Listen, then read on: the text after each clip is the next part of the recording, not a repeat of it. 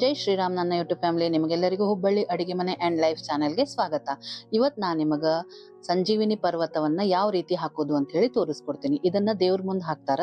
11ರಿಂದ 1 ಗುಡ್ಡವನ್ನ ಹಾಕ್ಬೇಕಾಗ್ತದ. First Shri ಬರಿಬೇಕು, ಬರದ್ಮೇಲೆ ಈ ರೀತಿ ಗುಡ್ಡವನ್ನ ಹಾಕ್ಬೇಕು. ನೀವು ದೇವ್ರ ಮುಂದೆ ಹಾಕೋ ಮುಂದೆ 11ರಿಂದ 1 ಹಾಕ್ರಿ. ಫಸ್ಟ್ಲದ್ ಬಲಗಡೆ ಹಾಕೋ ಮುಂದ 5ರಿಂದ 1 ಅಥವಾ 7ರಿಂದ 1 ಗುಡ್ಡವನ್ನು ಹಾಕ್ಬೇಕು.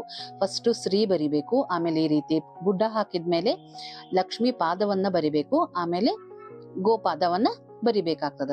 ಈಗ ಹೆಂಗ ಹನುಮಂತ ಸಂಜೀವಿನಿ ಪರ್ವತವನ್ನ ಸಲೀಸಾಗಿ ತಗೊಂಡ್ ಬಂದ, ಏನೂ ಕಷ್ಟವಿಲ್ದಂಗ, ಅದೇ ರೀತಿ ನಮ್ಮ ಸಂಸಾರದ ಭಾರವನ್ನ ನಾವು ಸಲೀಸಾಗಿ ತಗೊಂಡ್ ಹೋಗ್ಬೇಕು, ಎದುರಿಸ್ಬೇಕು ಅದನ್ನ ಅನ್ನೋ ಒಂದು ಭಾವನೆಯಿಂದ ಈ ರಂಗೋಲಿನ ಹಾಕ್ಬೇಕು.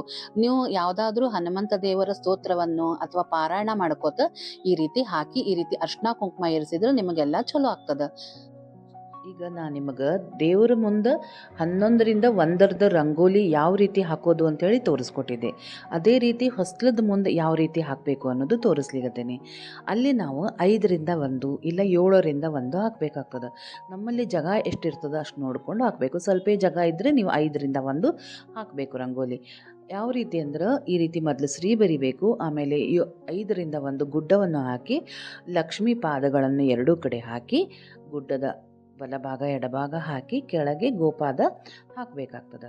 ಆಮೇಲೆ ರಂಗೋಲಿ ಹಾಕಿದ ಮೇಲೆ ಹೊಸ್ಲದ ಮುಂದೆ ಎಡಬಲಕ್ಕೆ ಜಯ ವಿಜಯ ಬರಿಬೇಕು. ಜಯ ಬಲಗಡೆ, ವಿಜಯ ಎಡಗಡೆ ಬರೆದು ಈ ಗುಡ್ಡದ ರಂಗೋಲಿ ಹಾಕಿದ್ರೆ ಬಹಳ ಒಳ್ಳೆಯದಾಗ್ತದೆ. ನೀವು ಯಾವುದಾದ್ರೂ ಹನುಮಪ್ಪನ ಸ್ತೋತ್ರ ಅಥವಾ ಮಂತ್ರಗಳು ನಿಮ್ಗೆ ಯಾವ್ದು ಬರ್ತದೋ ಅದನ್ನು ಅನ್ಕೋತ ನಾಮಸ್ಮರಣೆ ಮಾಡ್ಕೋತ ರಂಗೋಲಿ ಹಾಕಿದ್ರೆ ಒಳ್ಳೆಯದಾಗ್ತದೆ. ಇದೇ ರೀತಿ ನಿಮ್ಗೆ ವಿದ್ಯಾಬುದ್ಧಿಗಾಗಿ ಗಣಪತಿ ರಂಗೋಲಿ ಏನಾದರೂ ಬೇಕಂದ್ರೆ ಹನುಮಪ್ಪಂದು ಇನ್ನೊಂದು ರಂಗೋಲಿ ಅದ, ಸಂಜೀವಿನಿ ಪರ್ವತ ತೊಗೊಂಡು ಹೋಗೋದೇ ಅದೇನಾದರೂ ಬೇಕಂದ್ರೆ ನಮ್ಮಮ್ಮ ನನಗೆ ಹೇಳಿಕೊಟ್ಟಾಳು. ಅದನ್ನು ನಾನು ನಿಮಗೆ ತೋರಿಸ್ಕೊಡ್ತೀನಿ.